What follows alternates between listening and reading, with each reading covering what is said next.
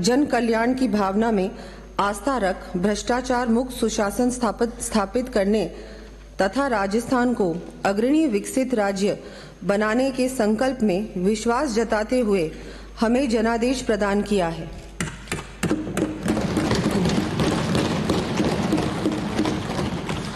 हमें पूर्ण आशा है कि इस सुराज संकल्प की सिद्धि के लिए पूरे मनोयोग से कार्य कर विकसित एवं उन्नत राजस्थान की संकल्पना को मूर्त रूप देने में सफल होंगे।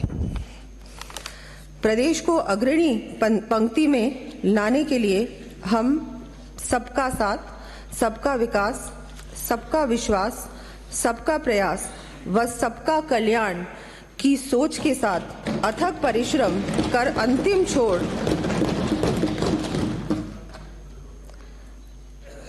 अंतिम छोर तक खड़े व्यक्ति के चेहरे पर मुस्कान लाने का सतत प्रयास करेंगे।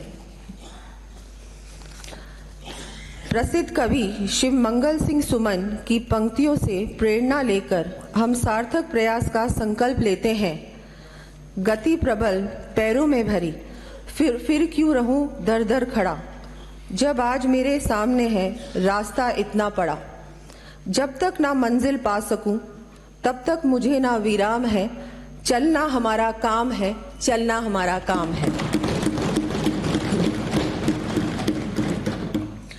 माननीय अध्यक्ष महोदय, पिछली सरकार की अदूरदर्शी सोच तथा गलत नीतियों के फलस्वरूप हमें विरासत में बहुत बड़ा कर्जभार मिला है। गत सरकार के कार्यकाल में राज्य पर कुल ऋण भार लगभग दुगुना होकर वर्ष 2023-24 के बजट अनुमानों के अनुसार 5,79,781 करोड़ रुपए हो गया है और राज्य का डेट जीएसडीपी अनुपात सामान्य श्रेणी के राज्यों में पंजाब के बाद सर्वाधिक है। इसके साथ ही वर्ष 2023-24 के अंत में राज्य में प्रति व्यक्ति ऋण वर्ष 2017-18 के 36,880 रुपए से बढ़कर 70,800 रुपए हो जाना संभावित है। इसका मतलब कि हमारा कर्ज भार आज की तारीख में दुगना हो चुका है आपकी वजह से।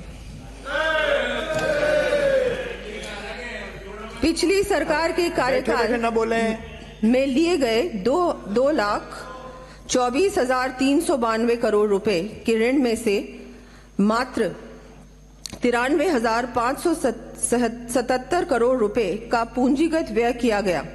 इससे स्पष्ट है कि गत सरकार द्वारा लगभग 60% ऋण का उपयोग गैर पूंजीगत राजस्व व्यय हेतु किया गया, अर्थात प्रदेश के दीर्घकालीन विकास व अर्थव्यवस्था को मजबूत करने की ओर समुचित ध्यान नहीं दिया गया। राज्य के संसाधनों के आकलन एवं दीर्घकालिक परिणामों के विचार बिना ही जल्दबाजी में अनेक योजनाएं लागू की गई, जिसके कारण राज्य की राजस्व प्राप्तियों एवं भुगतान में लगातार अंतर बढ़ता गया। बिना किसी प्लानिंग के, बिना किसी जिस तरह से आर्थिक आपको पूरी प्लानिंग करनी चाहिए थी आपने नहीं की और बिल्कुल वही एक राजनीतिक दृष्टिकोण से आपने घोषणाएं कर दी। इसी का परिणाम है ये। आप बैठिए माननीय सदस्य, इसीलिए आज आप वहां बैठे और हम यहाँ। बजट भाषण क्या बताऊंगी आपको, जनता ने माननीय सदस्य बजट सुनिए। माननीय सदस्य बैठिए, बिना अनुमति के खड़े नहीं होंगे। माननीय सदस्य माननीय सदस्य बीच में नहीं, सुन लीजिए, उसके बाद आपका जब मौका आएगा बोलेंगे। आप बैठिए तो दीजिए मुझे, आप बैठिए। माननीय सदस्य आप मुझे बोलने तो दीजिए, अभी तो शुरुआत है। अरे माननीय सदस्य, अभी तो शुरुआत है, ये बहस का आगे आगे देखिए क्या क्या होता है। माननीय सदस्य बहस का मुद्दा नहीं है, आप सुनिए, जब आपका मौका आएगा तो बोलिए। पूर्ववर्ती सरकार के कार्यकाल में प्रदेश जहां एक विपरीत स्थिति में आ गया, वहीं दूसरी ओर भ्रष्टाचार, लच्चर कानून व्यवस्था, कुशासन एवं तुष्टीकरण के कारण प्रदेश के विकास की गति भी मंद हुई। इन चुनौतीपूर्ण फिर बोल रहे हैं, अब आपकी बात आप बोले, सुनने में आपको दिक्कत क्यों है? बैठिए, सच्चाई है, सच्चाई। सदन की मर्यादाओं को भंग मत करिए। वित्त मंत्री जब बोल रहा हो, किसी को बोलने की अनुमति नहीं है, आपको नहीं है। बैठिए, बैठिए। मिस्टर बोरा, ये अंतिम चेतावनी दे रहा हूँ, इस सत्र में अंतिम चेतावनी दे रहा हूँ, मुझे ऐसा कदम उठाने के लिए मजबूर न करें। बैठिए। मिस्टर बोरा, अंतिम चेतावनी दे रहा हूं, आपकी बार खड़े हुए, यू विल बी आउट। बैठिए, बैठिए। माननीय डोटासरा जी बैठिए, माननीय सदस्य बैठिए। आप सुनिए, आप सुनिए, आप सुनिए। इन चिंतापूर्ण परिस्थितियों का सामना करते हुए आप सुनिए, उसके बाद जब आपका मौका आएगा तो बोलिए।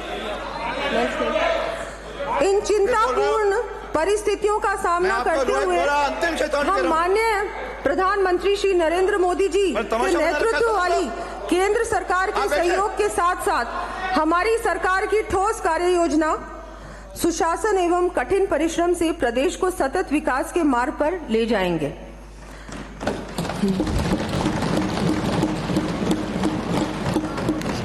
मैं माननीय सदन को यह भी आश्वस्त करना चाहूंगी कि राजस्थान को विकसित, समृद्ध, सशक्त एवं खुशहाल प्रदेश बनाने के लिए किसी भी प्रकार के संसाधनों की कमी नहीं आने दी जाएगी, क्योंकि अब डबल इंजन की सरकार है राजस्थान में। मैं यहाँ सम्मानित सदन को माननीय प्रधानमंत्री श्री नरेंद्र मोदी जी का कथन याद दिलाना चाहूंगी। माननीय सदस्य बीच में खड़े होने की, आप बोलिए, पहले सुनिए, आपको सुनने के लिए जब टिप्पणी आए, जब आपका बहस का नाम आए तब बोलना। हाँ, तब बोलना, मना नहीं है। जब बहस होगी, मैं यहाँ सम्मानित सदन को माननीय प्रधानमंत्री श्री नरेंद्र मोदी जी का कथन याद दिलाना चाहूंगी। पहले कहा जाता था कि इस देश के किसानों की एवं गरीबों की 3 आधारभूत आवश्यकताएं हैं, बिजली, पानी और सड़क। हमने इसमें 2 और चीजों को जोड़ दिया, शिक्षा और स्वास्थ्य। और इन 5 चीजों को प्राथमिकता दी जाए और उन्हें सर्वसुलभ किया जाए तो रोजगार अपने आप पैदा होगा और भावी पीढ़ियों के कल्याण के लिए मजबूत आधार का निर्माण होगा। इसलिए आज हिंदुस्तान के कोने कोने में एक ही मंत्र गूंज रहा है, सबका साथ, सबका विकास, सबका विश्वास और सबका प्रयास। हम इस मंत्र को लेकर विकास को नई ऊंचाइयों पर पहुंचाने का प्रयास कर रहे हैं।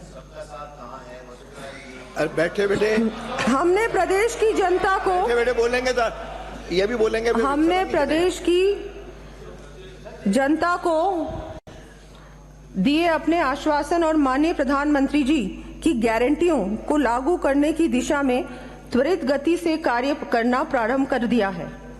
माननीय मुख्यमंत्री जी ने समस्त गरीब परिवारों की महिलाओं को 450 रुपए में एलपीजी सिलेंडर देकर इस संकल्प को लागू कर लगभग 73 लाख परिवारों को राहत प्रदान की है। हमने जरूरतमंद व्यक्ति को कम कीमत पर गुणवत्तापूर्ण पौष्टिक भोजन उपलब्ध करवाने की दृष्टि से पूर्व में दिए जा रहे 450 ग्राम भोजन की मात्रा को बढ़ाकर श्री अन्नपूर्णा रसोई के माध्यम से 600 ग्राम भोजन देने का निर्णय किया है।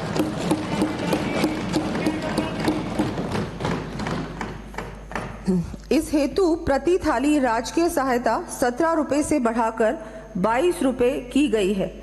इस योजना के लिए लगभग 350 करोड़ रुपए वार्षिक व्यय होगा।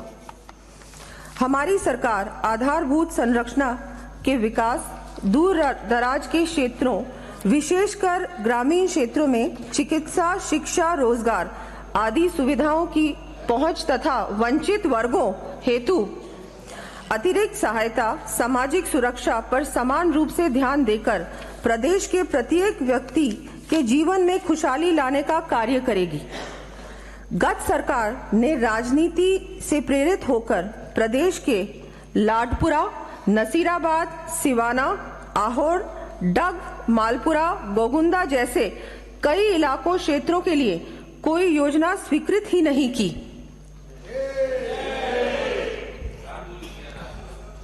अब विकास का क्षेत्रीय संतुलन सुनिश्चित करने की दृष्टि से मैं ऐसे वंचित विधानसभा क्षेत्रों में अतिरिक्त महाविद्यालय, विद्यालय, चिकित्सालय, प्रशासनिक कार्यालय आदि स्थापित अथवा क्रमोन्नत करने के लिए 1000 करोड़ रुपए का प्रावधान करने की घोषणा करती हूँ।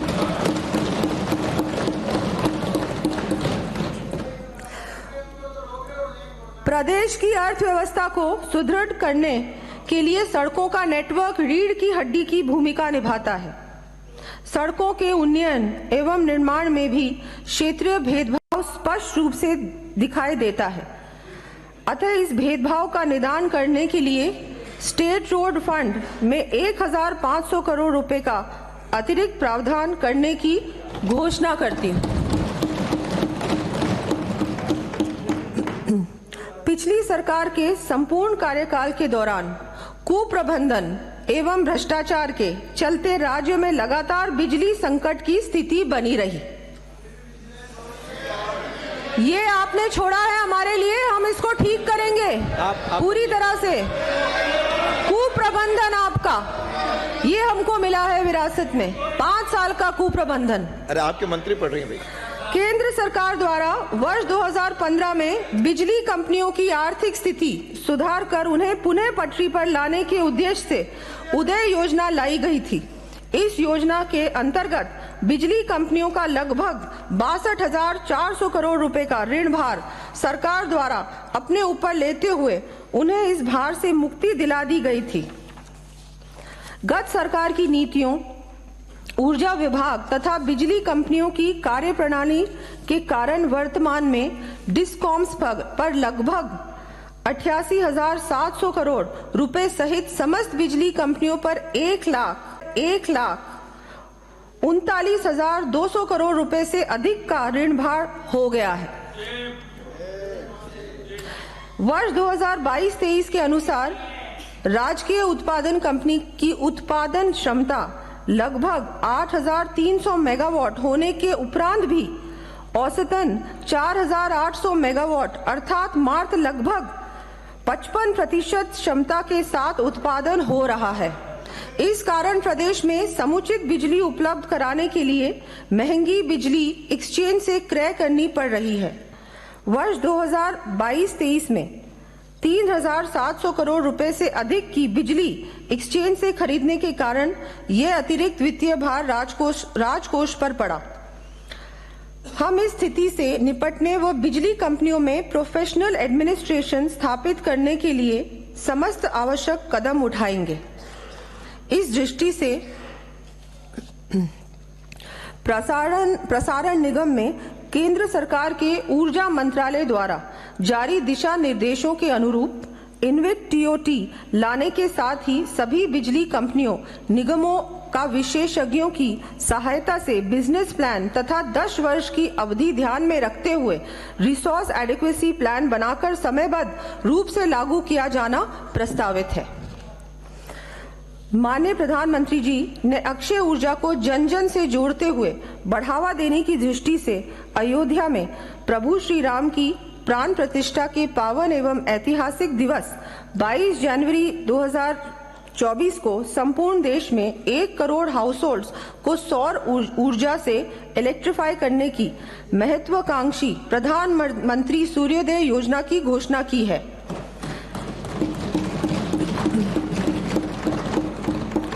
जैसा कि विदित है, राजस्थान में सोलर इंसोलेशन देश में सर्वाधिक है। ऐसी स्थिति में इस योजना का लाभ प्रदेशवासियों को अधिकाधिक प्राप्त हो, इस हेतु ऊर्जा विभाग में पीएमयू प्रोजेक्ट मॉनिटरिंग यूनिट का गठन कर 5 लाख से अधिक घरों पर सोलर प्लांट स्थापित करने का लक्ष्य रखा जाना प्रस्तावित है, जिससे ऐसे परिवारों को प्रति माह 300 यूनिट तक बिजली निःशुल्क मिल सकेगी।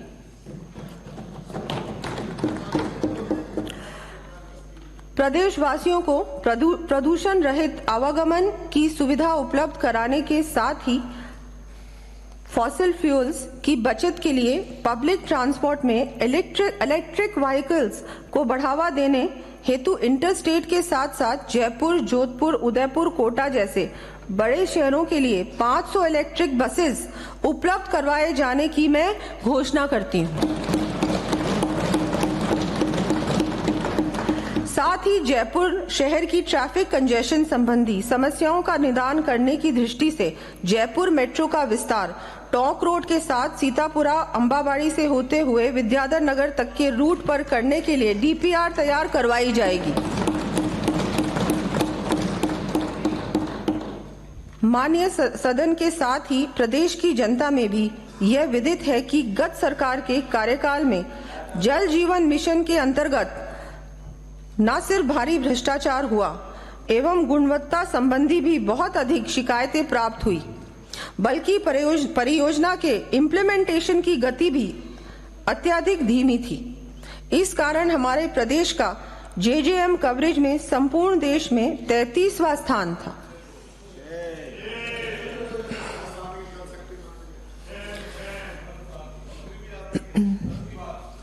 आप लोग इम्प्लीमेंट नहीं करना चाहते थे, साफ साफ बात तो यही है ना। आप बजट भाषण जब हम परियोजना का कार्य पूर्ण आप सुनिए, आप मुझे बोलने तो दीजिए, इतने बौखला क्यों रहे? मेरा काम है, मेरा काम मुझे करने दीजिए। मत बोल, अरे भाई अरे आप बैठे बैठे, माननीय सदस्य बैठे बैठे नहीं, आप करिए अपना। क्यों महिला वित्त मंत्री से कोई दिक्कत है आपको? आप तो फिर आप पढ़िए माननीय सदस्य। अब हम परियोजना का कार्य पूर्ण पारदर्शिता एवं गुणवत्ता के साथ त्वरित गति देते हुए संपन्न करने के लिए सभी संभव प्रयास करेंगे।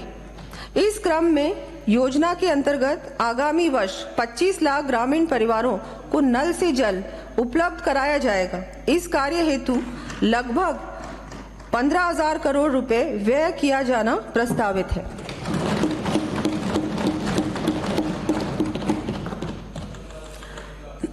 गत सरकार द्वारा न सिर्फ जल जीवन मिशन जैसी केंद्र प्रायोजित योजना को पिछड़ने के कारण अत्यधिक संख्या में ग्रामीण परिवारों को उनके घरों में जल की सुविधा से वंचित रखा, अपितु प्रदेश के 21 जिलों में पेयजल के साथ साथ सिंचाई के लिए अति महत्वपूर्ण ईआरसीपी परियोजना को केंद्र सरकार से पूर्ण सहयोग मिलने के बाद भी स्वीकृत नहीं कराया गया।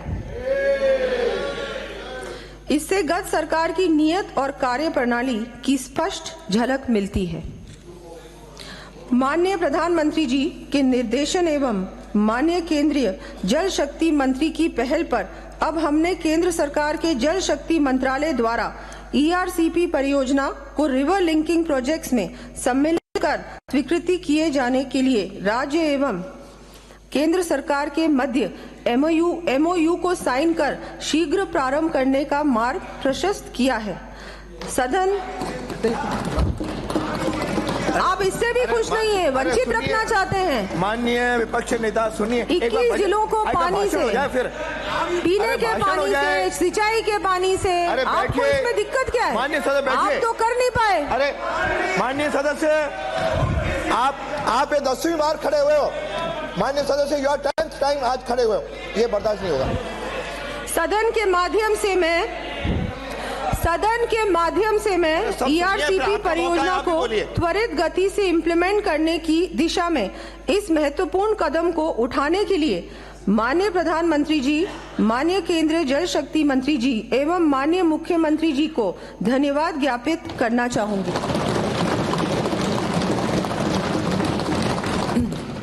इस महती परियोजना के लिए हम स्टेट शेयर समयबद्ध रूप से उपलब्ध कराना सुनिश्चित करेंगे। हमने वैसे